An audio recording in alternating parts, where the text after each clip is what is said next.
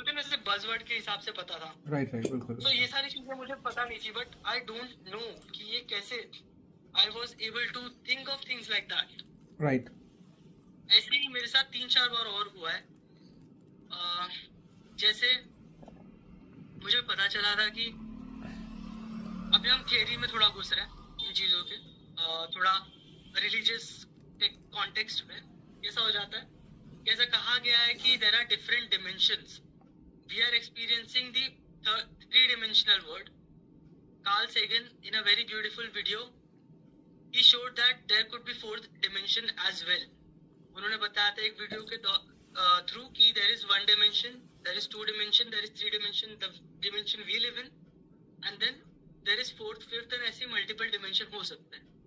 अब जब multiple dimension होते हैं, सो मुझे इतना ज्ञात था कि मल्टीपल डिमेंशन होते हैं, बट आई थॉट कि यार इस चीज को अगर हम प्रैक्टिकलिटी के साथ या रियल लाइफ एक्सपीरियंसेस के साथ अगर हम कनेक्ट करें, तो हम बचपन से जिन चीजों के बारे में बात कर रहे हैं, जैसे भूत प्रेत हो गए, जैसे भगवान हो गए, सो ऐसा कहा गया था कि वो कहीं से भी कहीं निकल जाते हैं, वो इन चीजों के परे होते हैं, उनका टाइम थोड़ा अलग होता है।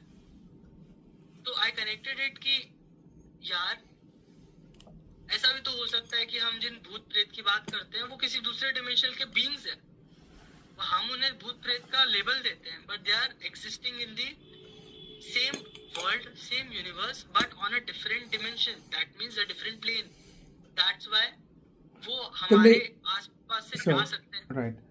तुमने कभी ये सोचा है कि दो ही चीजें थी, द्वैत और अद्वैत? एक्चुअली मैं एक ब्राह्मण परिवार से नहीं आता, सो हमारे परिवार में शास्त्रों का ज्ञान इस तरीके से नहीं प्रचार हुआ है। नहीं, वो बात नहीं है। तुमने अपनी जानकारी में क्या पाया कि एक अद्वैत है और एक द्वैत है, ये दो ऑपोजिट्स थे, और भी कुछ मिला? तो हाँ, यस। तो मुझे जब इन चीजों के बारे में पता चला, सबसे पहले मुझे मैंने डुअलिटी और नॉन डुअलिटी इन चीजों को एज कॉन्सेप्ट्स नाम सुना था, मैंने इन चीजों के बारे में रिसर्च नहीं किया था, ना पढ़ाई की थी। Sure. No, my question is, these were the only two, right? There was no third, correct? Any third other word? मेरे को इन सारी चीजों के बारे में तब पता चला था जब मैं हिंदुइज्म के बारे में पढ़ रहा था। तो मुझे पता चला हिंदुइज्म में there are multiple ways of living life, जैसे द्वैत हो गया, अद्वैत हो गया, द्वैताद्वैत एक चीज है, there is Shaivism, there is Vaishnavism, there is Shaktism. Sure. Right. And at the end of it all, something was called Vedant. Right? उन सबका अंत, सारी कहानियों का, गहरी कथाओं का और सारे साइंस का, सबका अंत वेदांत, करेक्ट? यस। फिर उससे फाइनली में आके बात अद्वैत पे रखी। बिल्कुल।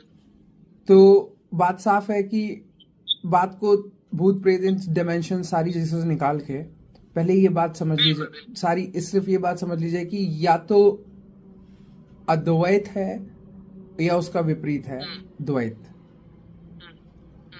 और शैविज्म के थ्रू भी वहीं पहुंचा जाएगा, हर चीज के थ्रू वहीं पहुंचा जाएगा कि एक शिव है और एक शक्ति है।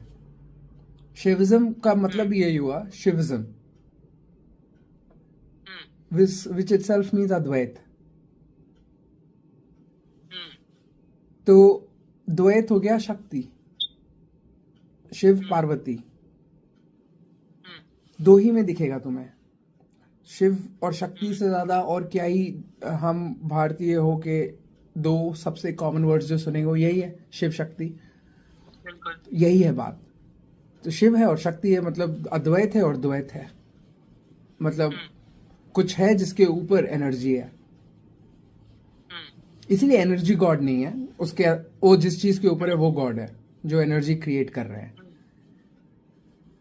तो अब डायमेंशंस इस नजरिए से सोचे जाए तो बहुत सारे हैं, मतलब वो भी एक इनफाइनाइट पैटर्न का, कहीं पे किसी भी चीज पे कोई एंड नहीं है।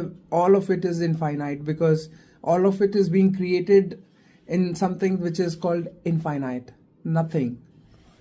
How do you put it in any kind of boundary, you know?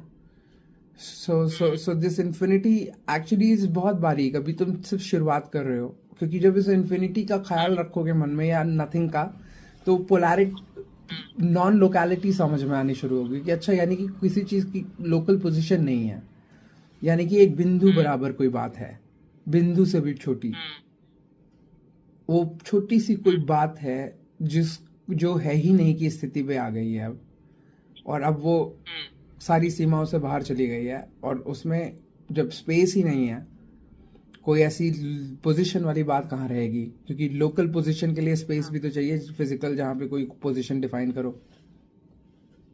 बिल्कुल। तो फिर उसी बिंदु के अंदर बहुत सारे टाइप के मेंटल सिमुलेशंस हो सकते हैं, बहुत सारे पैटर्न्स हो सकते हैं, और बट बात इतनी है कि कुछ फिजिकलिटी है और नहीं है, फिजिकलिटी है मतलब फिजिक्स है और नहीं है, यही डुअलिटी है। हर चीज, कोई भी डायमेंशन की बात हो रही है, बात डुअलिटी की हो रही है, क्योंकि dimension is a shape, right? Right. Dimension, yes. Actually, I believe dimension is the space in which shapes get defined. Right. So, but that space is getting defined here by virtue of shapes. Right. Right. There can be no definition or no existence of a word dimension unless there was something to do with space there. Something to do with, Yes. shapes there. Shape, yeah. So then the point is that there is something upon which there are shapes, correct? Right. So again it is about duality.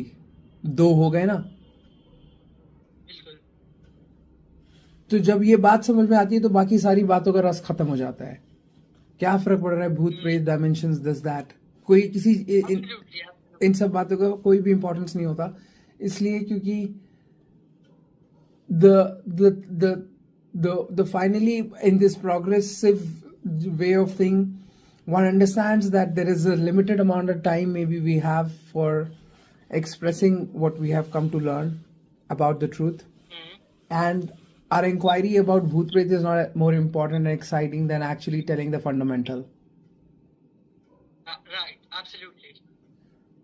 That's why a lot of people say कि सिद्धियों से भी ऊपर की सिद्धि है ये आत्मा बोध।